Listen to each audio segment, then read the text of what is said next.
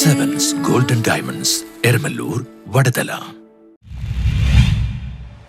പള്ളുരുത്തി ശ്രീനാരായണ സമിതിയുടെ നേതൃത്വത്തിൽ പ്രതിമാസ ചതയ ദിനാചരണം സംഘടിപ്പിച്ചു. പള്ളുരുത്തി ശ്രീനാരായണ സമിതിയുടെ നേതൃത്വത്തിൽ പ്രതിമാസ ചതയ ദിനം ആചരിച്ചു. ശ്രീനാരായണ ഗുരുദേവന്റെ മാസം തോറുമുള്ള പിറന്നാൾ ദിനമാണ് ആചരിച്ചത്. കെ രാജുസ്വാമി ചതയ പതാക ഉയർത്തി. സമിതി ഹാളിൽ നടത്തിയ ചടങ്ങിൽ ശ്രീനാരായണ പ്രചാരകൻ ടി പി സുധൻ ഭദ്രദീപം തെളിയിച്ചു.